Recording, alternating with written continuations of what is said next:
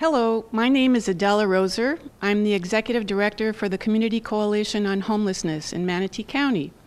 And this morning we're having a meeting of PATH, People Assisting the Homeless, here in the METV studios so that we can look at different issues having to do with homelessness in Manatee County.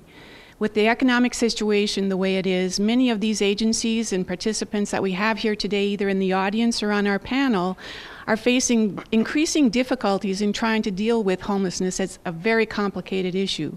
So we brought these people together today to talk to us about some of the challenges they're facing, and we also want to hear from the audience members what some of the things they are that are causing them to have problems in their efforts to deal with the homelessness. So today I'd like to introduce to you, it is my pleasure, Mr. Tom Tryon. Tom is a native Manatee County person, which we're very happy to have here today. And Tom is going to be our moderator for this panel. Tom is the opinion editor at the Herald Tribune Group, Media Group. Great, thank you very much, Adele, and welcome to the panel, welcome to the audience, and welcome to the viewers at home. As Adele mentioned, we're going to try to explore homelessness in Manatee County and give you a little treat at the end about some upcoming events that might be able to help our community move forward.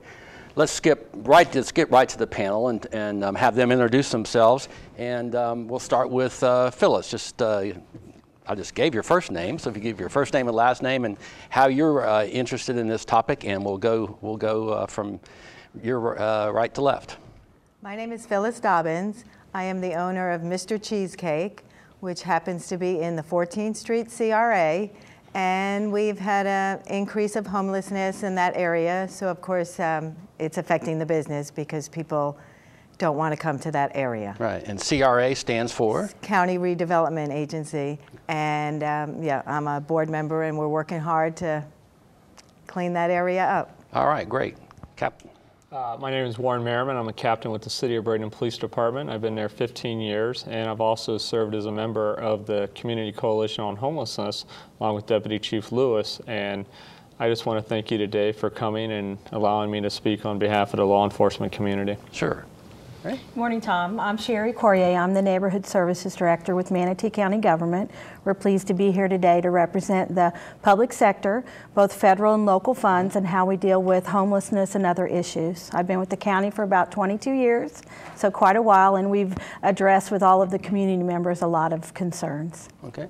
Pastor. Good morning. I'm Don Storiano. I'm the senior pastor of Kingdom Life Christian Church in downtown Bradenton. Right on 9th Street. I also serve as the chaplain for the Bradenton Police Department. My role in regards to homelessness is to help churches converge and come together rather than do things separately, come together and unify so we can give better support to the needs that are out there. Okay. And finally? Good morning. My name is Laurel Lynch. I'm the Executive Director of Hope Family Services, and we're a service provider to homeless folks that are victims of domestic violence. We have a shelter in an undisclosed location, and when people are there because of domestic violence or having this domestic violence in their lives, they come to us. So I'm representing the service provider section of folks who help the homeless. All right. Thank you all for being here. This is not the occasion for this meeting, but Sherry, tell us briefly about Manatee's 10-year plan to end homelessness. What stage is that, and what is the county government and its participants doing at this moment? Thank you. In August of 2006, Manatee County adopted a 10-year plan to end chronic homelessness. And it was an effort, it's a nationwide effort, and so we were one of many counties across the nation to adopt a plan. We brought together the community, we had a lot of leadership from the public sector, and the plan was really to identify what the problems were specifically directed towards Manatee County. Our service provider organizations and the homeless population, as well as the schools and law enforcement, provided a lot of input, and some of the main focuses were surrounded around housing at the time. So you can remember in August of 2006 what was going on. Things seemed to be going along pretty well in the economic environment, and then shortly thereafter, of course, the economic environment changed drastically, and we've been in, definitely a problem since then. And so a lot of our efforts were pointed towards housing, business-related assistance, and so right now we're in the process of updating where we've come over the last 4 years, and in January of 2012 we'll be providing an update to the community through a large community-wide forum. Okay, we'll hit on that later in this show. What was the main product of that first 10-year report? We came up with a strategic plan. We had 5 different groups that worked together. Really the main focus was how do we address housing, either in a transitional or permanent housing. Of course, the federal definition of housing is a permanent situation, and so all the efforts of the people in Manatee County have been towards helping people transition from temporary to permanent housing. Okay. All right, let's move to the law enforcement side. And Captain, could you tell us a little bit about your role with the department, how you interact with people who are homeless or maybe on the verge of becoming homeless, and tell us just a little bit about your department's role. Okay. I'm currently the commander over the detective division, and we also deal with the homeless when they are maybe a victim to a crime, or a person suspects a homeless person may be committing crimes in their area. We go out and we interact with the homeless. We also have 2 officers that are homeless liaison officers, and one works on our Tamiami Trail corridor, and also the other one works along the riverfront area. And they are sources for the homeless to come to, talk to, and provide information. Okay. What is generally the biggest concern? What are the most pressing immediate problems of the people who would come to those officers? Most of the time it's shelter and needs of resources, and our officers are very well knowledgeable on the resources that we have in Manatee County and Sarasota County. Mm-hmm. So we will even drive them to the One Stop Resource Center or the Salvation Army or even Sarasota if necessary. Sure. If you could put your finger on something that most people would not realize about interactions between the police and people who are homeless or on the verge of homeless, what's the biggest surprise? What do you think most people don't realize? I think most people don't realize that the homeless, I think they have the perception that the homeless are out there committing the majority of our crimes, and they're really not. If you do an analysis, the homeless really don't commit the crimes, and they're generally friendly to speak with when we're out in the community. Okay, all right. And let's shift to Phyllis. I mean, Phyllis, you were mentioning you own a business, and tell us about the challenges, let's call them, that homelessness, and particularly along the 14th Street corridor, what kind of challenges do those pose to a business owner? It definitely prohibits people from coming there. The business has definitely gone down because they have an image of, like the officer said, of homeless being bad people. And they're everyday people just like us, and it could be anybody, and they're very nice people. It's an unfortunate situation. So if you don't get to know the people or the area, they will not come there. And people have, actually said, oh, you're in that area. And, we just want to let people know they are like everyone else, and we just need to find them a place to live. Sure. Have you done anything in terms of trying, the CRA in particular, in terms of trying to change perceptions or do any kinds of advertising or community forums or something that lets people know that it's a relatively safe place to be? Yes, we sure have. We've done a lot of events to bring people to the area to let them know this is a very nice, safe place. And those have been very successful, so we're going to continue that. We have actually renamed the area to Midtown Manatee, which is very exciting. And we're going to continue showing people it's a great place. Sure. I actually have been here long enough. I remember when that part was like East Manatee, actually. 14th Street was kind of the east part of town, but that's a long time ago. Pastor, you mentioned your efforts and your church's efforts. Tell us a little bit about those, and particularly the emphasis on coordination. The vision behind this is working together. If you just drive anywhere through the city of Bradenton, you can't go too far where you don't see another church. And I don't know any believer in the body of Christ that does not have a heart for the homeless, a heart to feed them, and a heart to help them. I think what we can do is a better job of coordinating our efforts. You literally have an army out there, if you will. We recently, working with Mayor Poston together to coordinate churches to support the food bank of Manatee. We did some initiatives to get the word out there. We're asking churches to do 3 things: put a food barrel in their church. Secondly, take up 1 or 2 donations between now and through the holidays. And thirdly, send volunteers to these various organizations. For ourselves, we're a young church.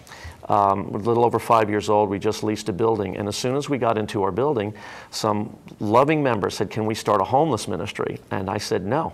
Let's support what's already out there," such as One Stop and the other organizations that you've named. Just in the last few weeks of pushing this, we have had reports of several churches giving donations that have never given before to the food bank. So if we can take that idea and how can we support perhaps this organization, One Stop and the others, to where we come together and not reinvent the wheel, do it ourselves as individual churches, but just do it together and make the coordination easy by providing who these organizations are, what their needs are, and what their purpose is. I mean, I know religious churches and synagogues and other religious organizations and community-based organizations often struggle with the idea of, do you have open feedings? Do you have events like that? If you have food banks where people come directly to your church, what issues does that raise in terms of, do you try to counsel the people there? Do you just give them food? Et cetera. There's a wide range of issues that kind of come up when people are trying to do good.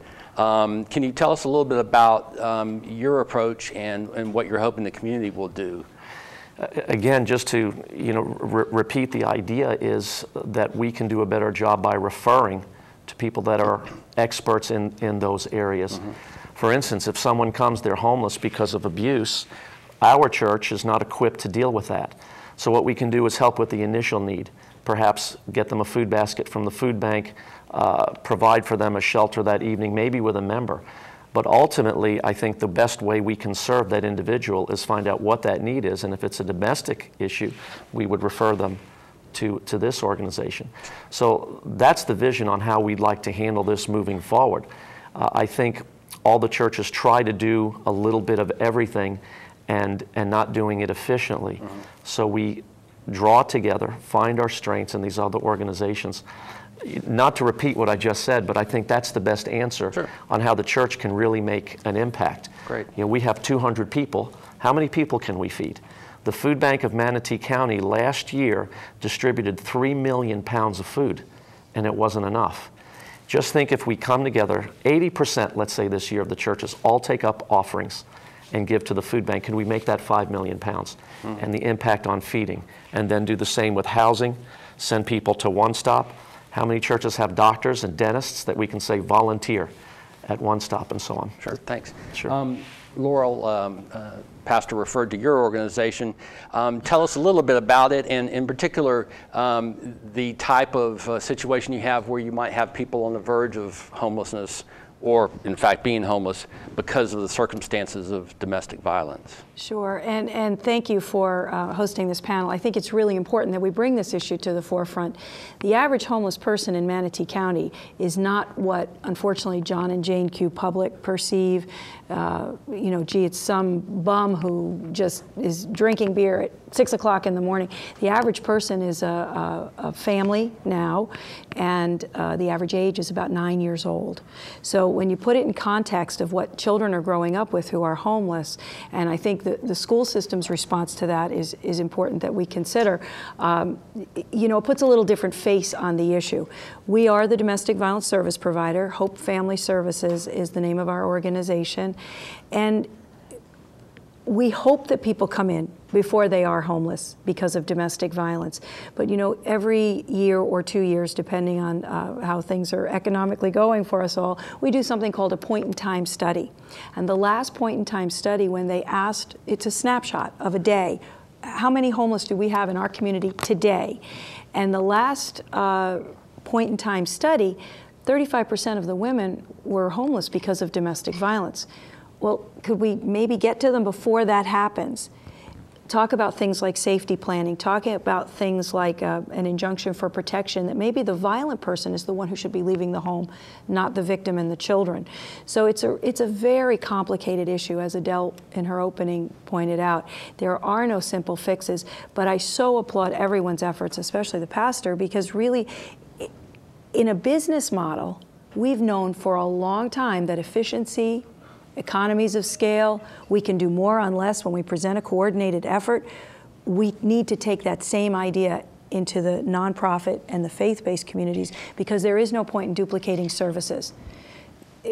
We are the experts on domestic violence, but a person may not be comfortable calling us. They may call you, they're a member of your congregation, and they say, Pastor, I need help, I don't know what to do. Right. We're better equipped to handle that. Yes. So I applaud your efforts on coordinating it, because there is really enough resources. We are rich with help here, but we got to be organized about how we do it. Sure. And how many clients do you see does your organization see in a year? Oh boy, are we exploding.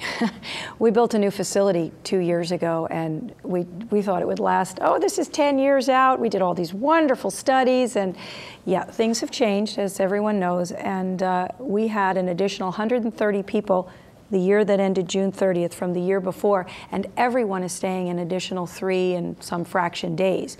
So it's put a strain on our food bill, on our staff members' time. We have overtime like we've never had before, because we need more hands on deck to do things like case management and advocacy and helping those folks.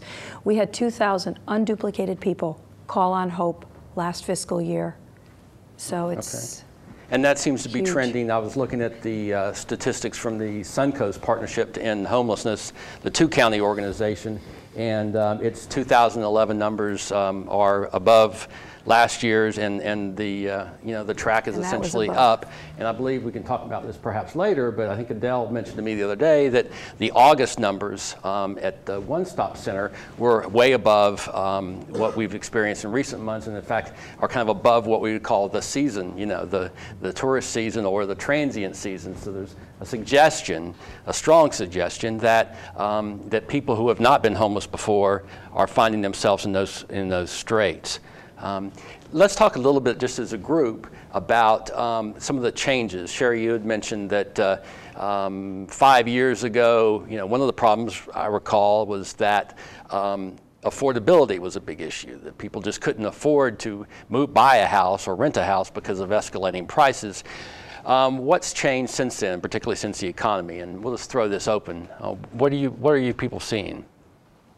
Well, I can start. Sure. As you stated, affordability was a top issue back in 2005, 2006. Also, quantity or amount of housing. And so now most people would perceive there's plenty of quantity. However, we were about 4,000 units down what we needed to be back in 2005, 2006. And so while it would seem like we have the quantity there, affordability has gone down. However, it's still also incomes have decreased. So it's really sort of the problem is still the same. Now you have mainly one household earning households, and a lot of people are underemployed. Even people that are employed are earning less, working more, just like probably all the people on the panel and in the audience. And so the dynamic has changed somewhat in that regard. Mm-hmm. Are we seeing people, victims of foreclosures and those kinds of people showing up? Or are we seeing those kinds of people in crises? There was a situation, actually I was down at the food bank Renaissance, and I was picking up some flyers, and one of the ladies that worked there said a gentleman came by that a year prior was an engineer, and he came by the Renaissance and was crying. Said, "Can I wash your windows? I can't feed my family." So this was someone that, you know, we're seeing the newly homeless. So in this, as she said, he was an engineer a year before. Now he's trying to just go down the 9th Street just to wash windows to make enough to feed his family.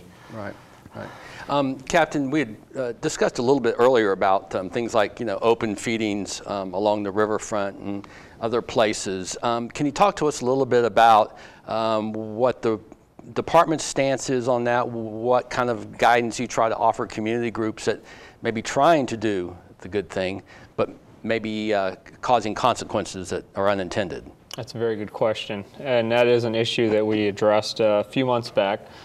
We had some faith-based institutions coming down to our riverfront area along the Manatee River, and were feeding the homeless. What that caused was, it was next to a condominium building, and there was a parking garage, and during inclement weather or between the feedings, the homeless were going in their parking garage and maybe sleeping or just congregating. So that made a trespass issue out of it. Also, the other part of it was on city-owned property, and without a Department of Health sanitary type conditions with the food being distributed, it was a possible litigation matter involving the city. So with our partnerships with the Community Coalition and the faith-based institutions that we have, we were able to go to them, discuss this matter, and we came to a very good resolution, and they understood where we were coming from. Okay. One of the other law enforcement issues that I've heard about is, you know, people get arrested, they get in trouble, they get fines, they have to pay restitution and things like that. And for some people, it becomes a very heavy burden.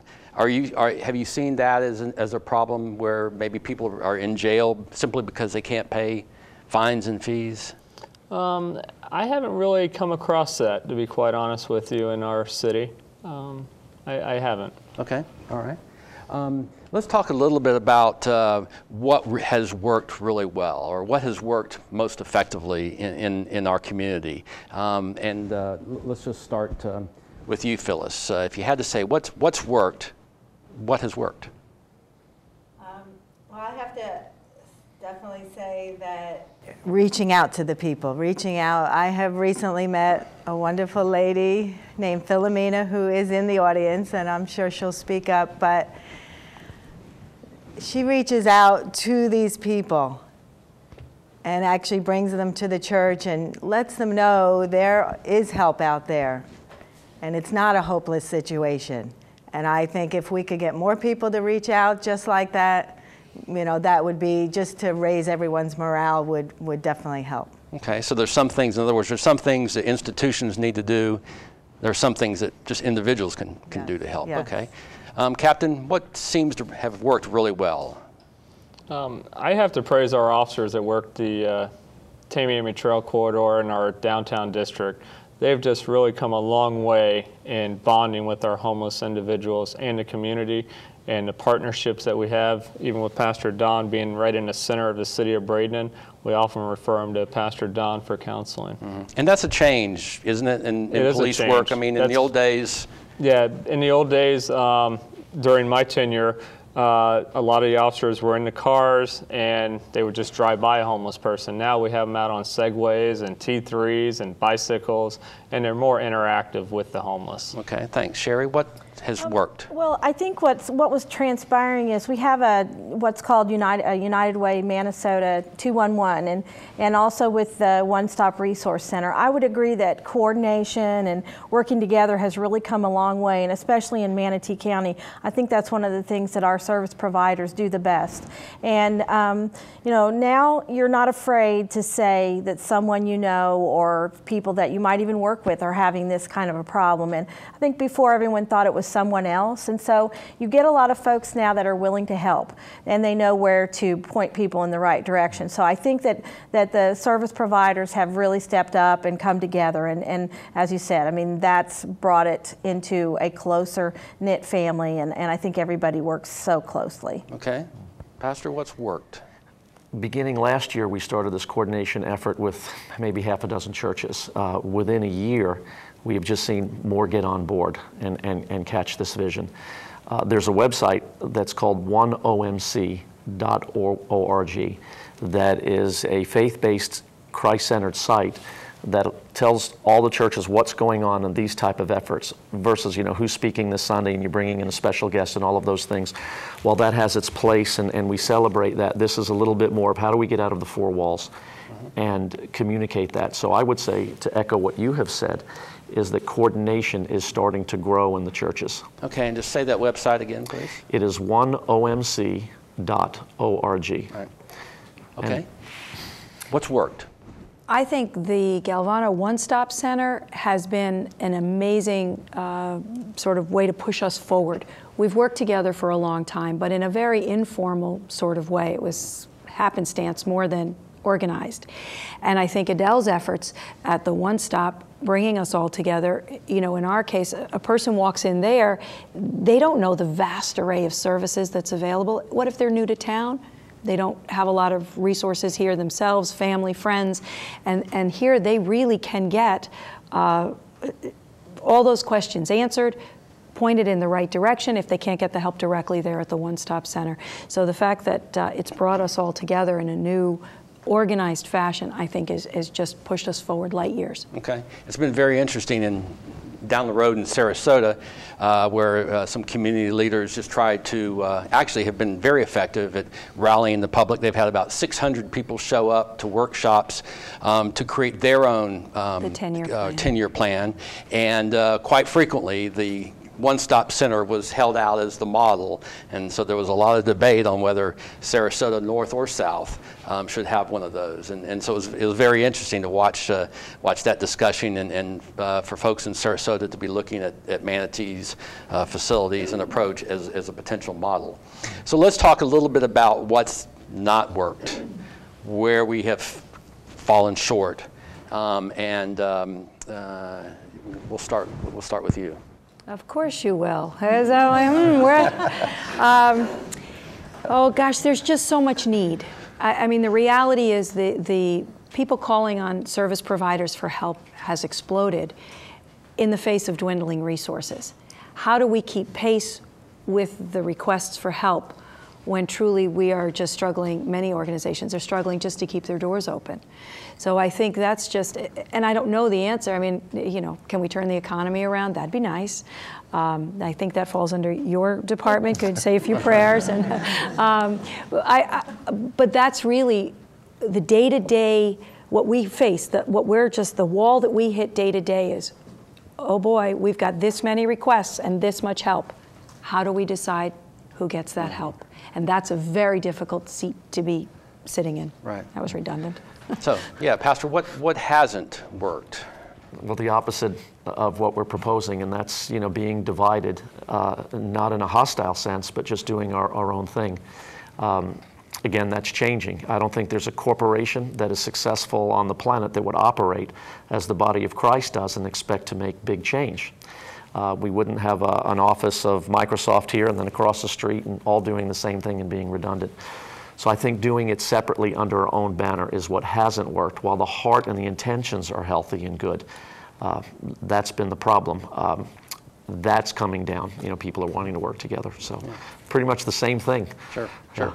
And what do religious groups bring to the table that, say, a government or a nonprofit institution don't bring? You know, it comes down to the power of Jesus Christ and the power of the Holy Spirit. You know, Jesus said it this way. He said, pray, thy kingdom come on earth as it is in heaven. So we have the availability as believers to tap into something where there is no down economy, where there is no homelessness. The Bible says of heaven itself, there's no tears and no sorrow. I don't know how much heaven we can have on earth now, but I know it's more than I have in my life now and more than our community has. So I think what we can bring is the attitude of being a servant. I think there has been enough pulpits screaming at government from the mountain, telling them what they're doing wrong, when Jesus said, I have come to serve. And I think that's what we can do differently. Great, thanks. So Sherry, from government's perspective, what has not worked? What's missing? Well, we always have done a good job of planning, and we plan well with the community. And when we did the 10-year plan to end chronic homelessness, we didn't anticipate a shortfall in budgetary resources, and we certainly didn't anticipate that it would be everywhere. And so we have federal funds that come down from the Housing and Urban Development Office to be used for homeless assistance. And I think what hasn't worked is from the federal level down through the state level, they're not able to listen to what we need on a local level. These people here know what they need. They know what they need the monies to be used for. They know how they need to be used. And a challenge for us in government is to get those funds and try to help them be used for the most efficient use in the community. But rules and regulations stop you from being able to do exactly what people need. But I'll tell you, locally here, all these organizations have been so good at trying to adapt to what the funding is needed for, and we've just lacked enough resources at a time when we really need more funds to help more people. Right, and can you give us an idea of how much money we're talking about that you receive in these Normally, grants? about back in 06 and 07, we were getting close to about $1.8 million annually in Manatee County, and then Sarasota County, or excuse me, City of Sarasota. I'll get this right. Bradenton also receives an allocation. That has also dwindled. So we're down to about $1.3 million now from our block grant program. And across the state of Florida, there used to be a program operated through the State Housing Initiative Partnership. Manatee County was awarded about $2 million on an annual basis. That was derived from dock stamps, the sale of homes, and 2 years ago that trust fund was depleted across the state, and so Manatee County gets around $300,000 now for permanent housing to help rehabs, to help replacements, and so you can see it's drastically reduced, and those are all for persons that are at or below various incomes in the community. So those are supposed to go for people that need the help. Right, so there's some problems that money could solve. Yes. So, Captain, what hasn't worked? I don't know if it hasn't necessarily worked, but our biggest issue is probably the homeless sleeping on park benches, finding a place to sleep, camping in wooded areas. When we created the ordinance back in 2006, it was a lodging ordinance, and as the economic times comes, there's more people that are homeless, and we might have a new homeless person come into our town and not be aware of that ordinance. So we still combat the lodging on park bench issue right now. But as time goes by, I hope we can educate and the economic status comes back so we don't have so many people out on our streets. All right, and just quickly, Phyllis, what hasn't worked from your perspective? What hasn't worked is the fact that we feed into knowing that business is so bad and we're not getting the people. Well, we're going to turn that around. We're going to challenge people and ask them to come buy a cheesecake, and a large portion of that cheesecake is going to go towards the homeless, straight to the homeless. And then one more thing is just to the piece of the cheesecake, not or the buns or the cheesecake. Whichever they want. It could be the money or the cheesecake. Yeah. So we're going to be having a big campaign to, get business at the same time, but also help the homeless. The big thing, again, I keep talking about is getting the morale up of people. We have to get, everybody involved, and inspiration, motivation, whatever it takes. And cheesecake works. If I could say one more thing real quick. Cheesecake motivates. Also, yes, food, yes, definitely. Really good cheesecake, really good desserts. And the other thing is also at this weekend at the Source Church, we are having Daryl and Tracy Strawberry. So again, feed into any kind of positive energy that we could all, help keep the morale up. Am I the one that has to make the strawberry cheesecake lines there? Okay, we have a nice studio audience here, so let's turn to them and have them ask questions of the panel. So, who would like to be the first volunteer? Come on now. Okay. You just say your name and if you represent a specific group or. Sure. My name is Jamie Smith. I'm a community member. I'm also with Florida Clinical Research Center. My question would be to all of you, from your perspective, what small thing can a community member or business member do for the community to help improve or contribute to ending homelessness? All right, let's just go down the road real quick. Buy Okay, a cheesecake. buy a cheesecake. All right, Captain. Small thing. I just ask the community not to judge someone just on their appearance. They are people, they have needs, and they didn't ask to be homeless. All right, Sherry? I'd say buy local. Do your business locally here. Get to know all of your local vendors, everyone in your community, so that as the economy grows, the situation changes in your local area. There's lots to do here, lots to see, and it all can help everyone. All right, Pastor? I'd say by supporting these organizations that are trying to make a difference through volunteering, donating, even put brochures of these various organizations in your business place. That would be a help. Great. And my personal favorite, you know, all the buy one, get one free things in the store. My mother, bless her, she started it in her community. She's one very petite older woman, and mayonnaise was buy one, get one free, this big jar. She said, really? I should live long enough to use this mayonnaise. So she said, do you want it for your shelter? And she started getting all the people in her community, when they have this buy one, get one, and here we have mayonnaise for a long time. All right. Thank you. Simple things like that. All right. Thanks. Yes, we have a question right here. Let's get the mic over. Good morning, panel. Thank you. I'm Teresa Alford. I'm with the Community Coalition on Homelessness.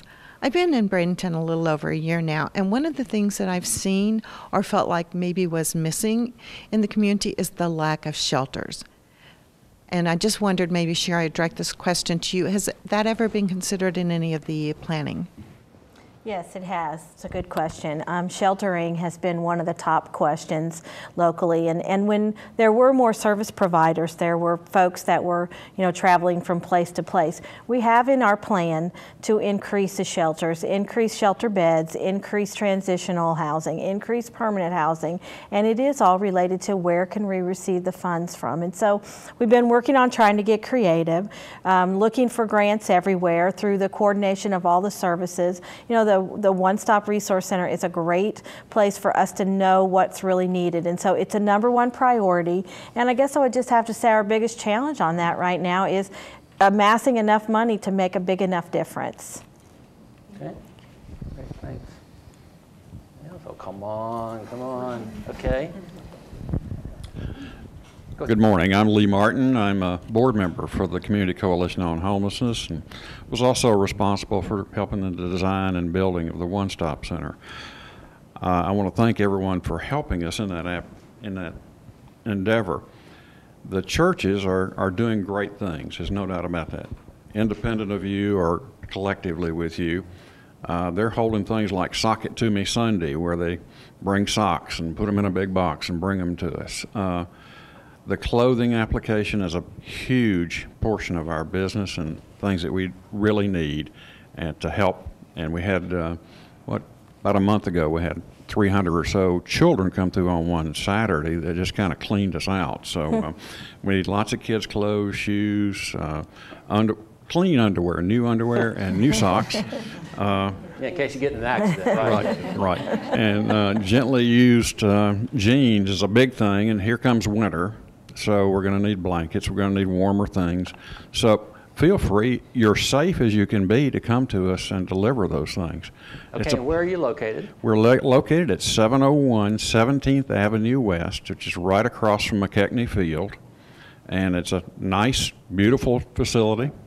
It has a contribution door. You can bring things right to there and Terrific. Just bring them right on in. All right, great. All right, you have a question, ma'am?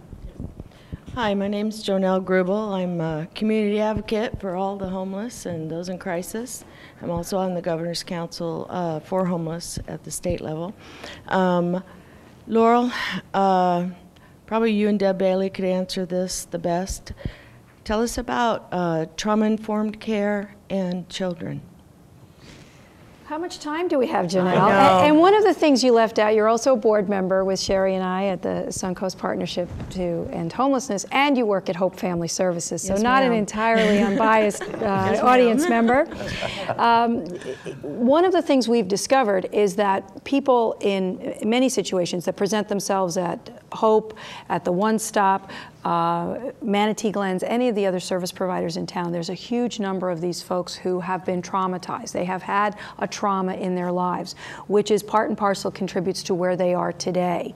And while we've probably always done trauma-informed care, we never really called it that because I don't think we really understood it. And so we really are making a concerted effort in our community now to learn more about it so that we can help people through an appropriate way of healing, if you will, because if we don't get to what that trauma was and how that had an impact at an early age, maybe we're just sort of putting Band-Aids over an issue. And what kind of traumas would we be talking about? Many of the people have been physically, sexually, emotionally abused somewhere along the line. Some have been crime victims that have left traumatic scars. There's just a whole host of trauma. And there's research that shows that it actually changes your brain waves. It actually changes the way you process information from those who have not been traumatized. And I think I saw Ms. Deb Bailey in the audience, and I think she could probably speak to children and in the school system because I think the program that they do is just so important. Okay. And, you know, Captain, we were talking about kind of the old days. I assume there's been some changes in the way that police departments do business in terms of victims of crime, what kinds of things you're able to do to help victims. Can you shed any light on some things that the Sure. Bradenton Police Department tries to do? Well, not only the city of Bradenton, but all law enforcement, the state of Florida has enacted so many more rights to victims and witnesses throughout the years. They are provided with pamphlets for any type of crime, domestic, sexual violence, or just if they're a victim or witness. And on the back of them, it lists all the resources within Manatee and Sarasota County to call. And I think law enforcement as a whole deals with victims with a lot more empathy now than we used to in the past. Okay, thanks. Other questions? More questions? Huh? Hi. Yes, I think up at the top. Hi, Tom. Robin DeSabatino, Manatee County Commissioner, and this is my district, so I'm real proud of my district. And thank you so much for bringing this forum. And I met Phyllis because I'm the chair of the 14th Street and the South County CRA, so we're working really, really hard. And it's not much of a question, but it's more of a statement that I've met Phyllis and another member of the audience here, April Childers, who's working with the CDC, and they're trying to prevent people from being homeless, prevent people from losing their homes.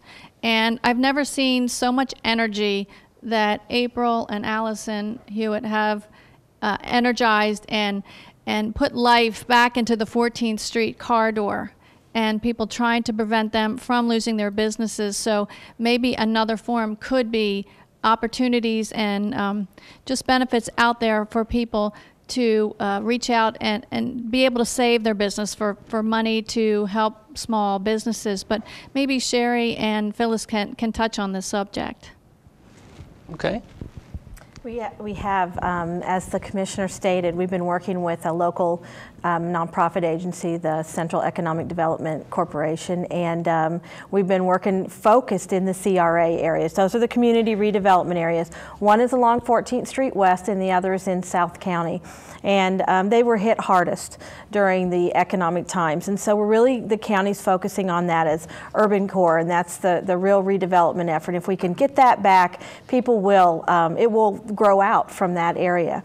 You know, lots of times we put regulations on on areas that don't allow for growth to be easy or inexpensive. And so those are things that are changing under the Commissioner's watch with our board. And then we're listening to the businesses.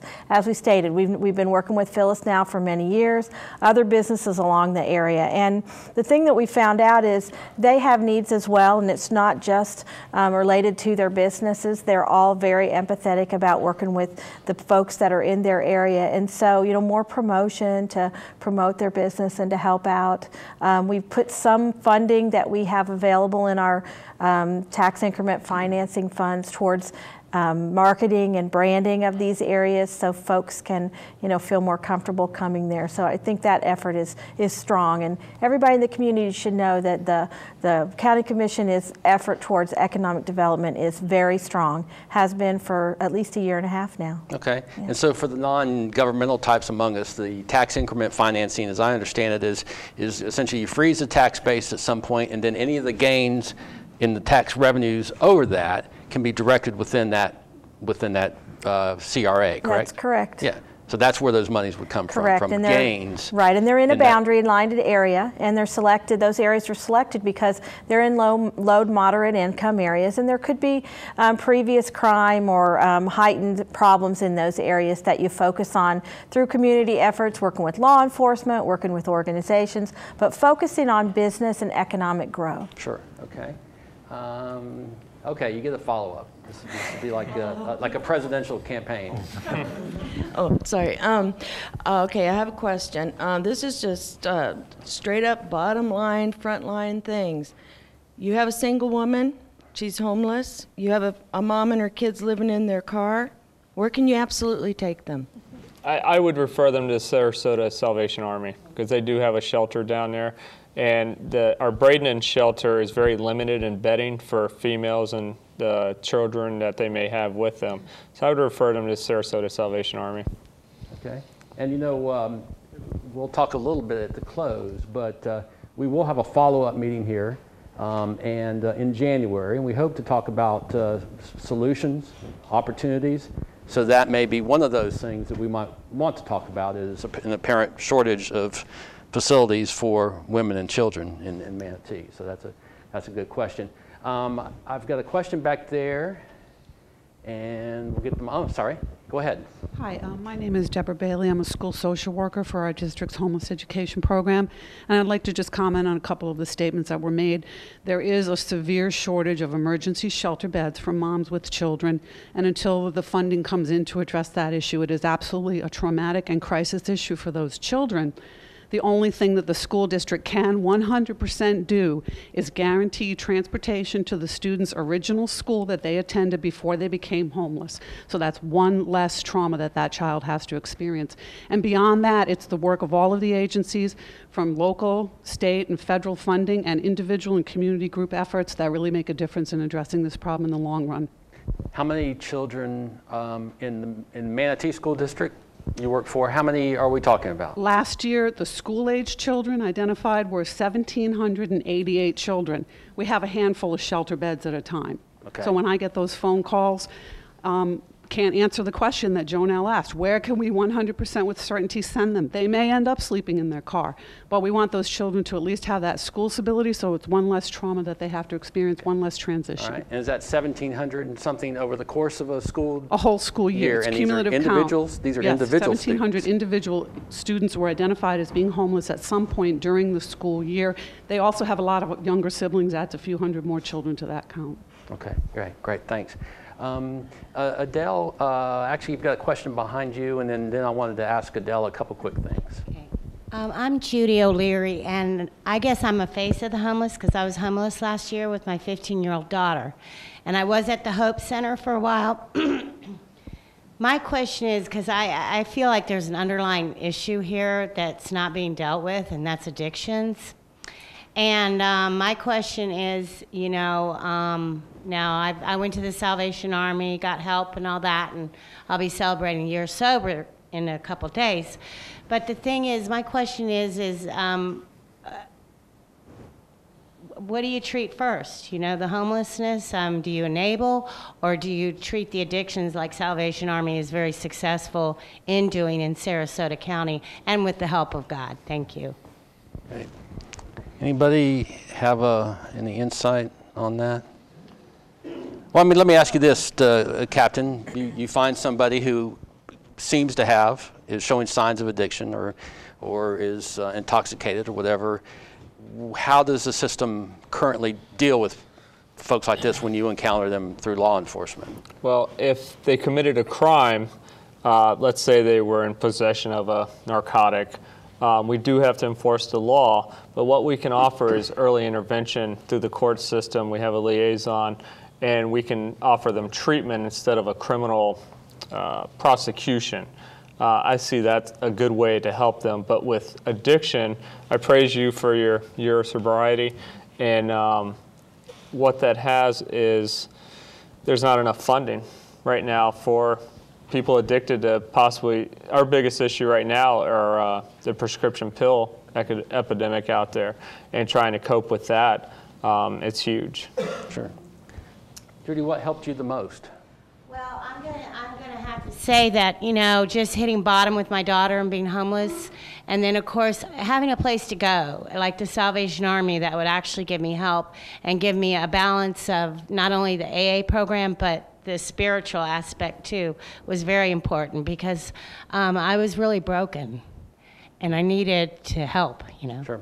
And was this at the Braden Salvation Army or? No, Sarasota has a great program that Dr. Sutton heads up, which is will take you free of charge, house you for like 4 months, even house you after you commence the program, you know, and just really help you get your feet on the ground. You know, my emotional and, you know, addiction problems had to be addressed first before, you know, I could, you know, go on with my life. Okay.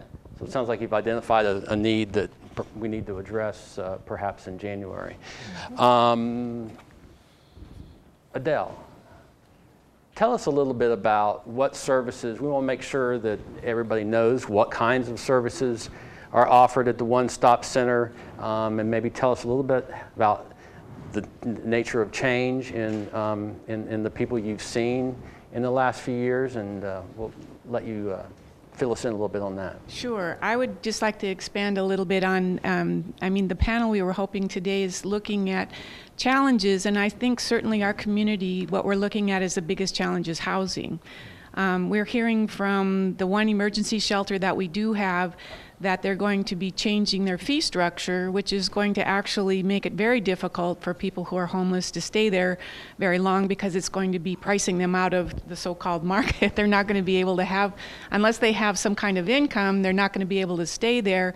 And that's the whole idea, is they're staying there because they don't have some income or they're in trauma. So I think that as a community, when the earlier question, what can we do as individuals or as groups, I think we really need to look at this solution for housing. There has to be something done. We don't have a place like Sarasota Salvation Army where we can send people to have 3 or 4 months worth of treatment so that they can then get back on their feet.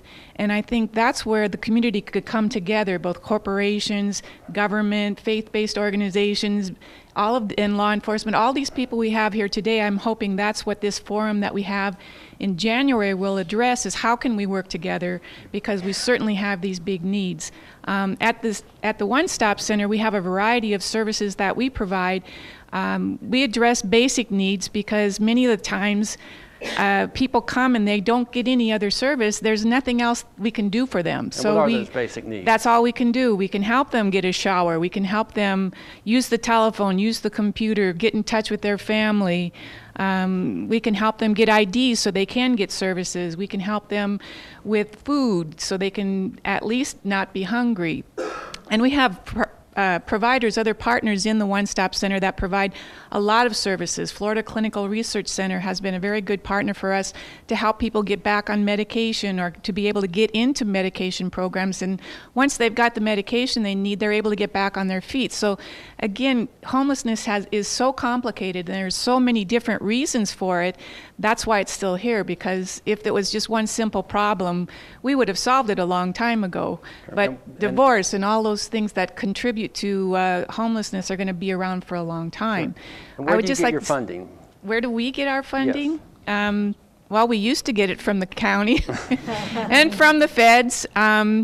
We get our money anywhere we can. I write a lot of grants to federal, state, local foundations. We've been very fortunate that in the last year we've been able to get more funding locally from foundations, because that's, I think, really an important thing. And I want to definitely encourage what Pastor Sturriano is saying, that we really need the support of the faith-based organizations, that if there was that same effort to support the organizations that they are having for the feeding to help people with housing, that would make a huge difference in our community. I can tell you right now, our federal grant, which we have for helping people with rental assistance and utility assistance, is running out. And that grant was $635,000 over, it was supposed to be 2.5, 3 years, I think.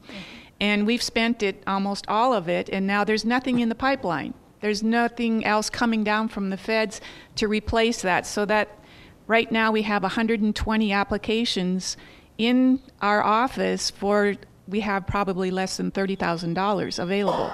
Okay. So this is an indication of the need out there, and if these people aren't getting help, they're going to get evicted, and then you've got this longer term problem of, it's much easier to help people stay in their housing and avoid all those huge expenses than it is to get them back into housing. Right. So that's a big focus for us. Sure, good, thanks. You know, Pastor, you mentioned how churches and other religious institutions tend to compete with each other or not cooperate. I will just give this quick little plug. At the Herald Tribune Media Group, we've had the Season of Sharing campaign, which we've run every year for more than a decade.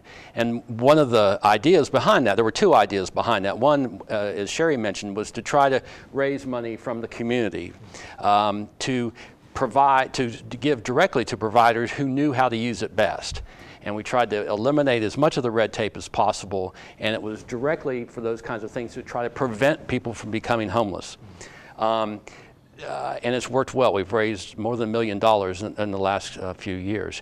But one of the things to the competition part, we've actually begun to partner with other media outlets, TV, newspapers, and the such. And so that was really kind of a revelation for us when we said, you know what, we have to partner with other media groups with whom we compete for dollars. And so I guess if we can do it, so can the churches and the other religious. I think we should be leading the way. Yeah, that's right. So yes, we have one more question and then we'll wrap up. I have a question for the captain and also for Ms. Correa. I represent Hope International Ministries, which is located in Parrish, and also the Front, which is located just southwest of Bayshore Gardens. And I do a lot of volunteer ministry work. And something that I'm seeing, and perhaps I'm very naive about this, I don't know if this is state, federal, or just corporate policies, but there are a lot of people who have made some grievous mistakes. I'm sure all of us can say we have as well in our lives. And if they have a felony and they cannot find a job, and it could be something, I mean, not a real serious felony. I mean, I know we consider felony serious, but possibly not that serious of a felony. And there's just, it's impossible. And they can have degrees, they can have gone to MTI, and they just can't find jobs. And this is a large portion of what we're seeing right now too. Okay, so we've seen this, I assume. So, you know, perhaps that's something we can put on the agenda for the next session. We're winding down with time. Anything left, Adele, from you? I just wanted to say that today's panel did an excellent job, I think, of laying out some of the challenges that we're facing. And I really hope that the community would think about this and take that challenge and say, what can I contribute? What can I do as an individual? What can I do as a corporation? What can I do as a part of our community to really make Manatee County better? Because by making this or addressing this problem, you're actually making your community where you live and your whole situation better also. Sure. And as I mentioned, you know, Sarasota has embarked upon its own 10-year plan, and it's been encouraging to note that there's been some synergy and some discussions back and forth. So there may be the kind of thing where, as you mentioned, sometimes you have to take people to Sarasota for housing, maybe it makes sense for that to continue to happen, or maybe we should have more regional facilities or something like that. So that may be something we can discuss. But yes, it's painfully apparent that particularly with the economy that both counties have sustained very deep losses in economic resources, in family resources, in church resources, and institutional resources. So as Dell mentioned, we will be coming back. January the 28th, we'll have kind of the forum part 2. We hope it will be a bigger forum. We hope a lot of people will join us. It will be at the early hour of 9 a.m. at the Renaissance facility on 9th Street in Bradenton, almost near McKechnie Field. And we hope that people will attend. We'll have more information about that. And until then, thank you to the panel for participating. Thank you to METV for hosting us today. For Dell for rounding everybody up, and good afternoon.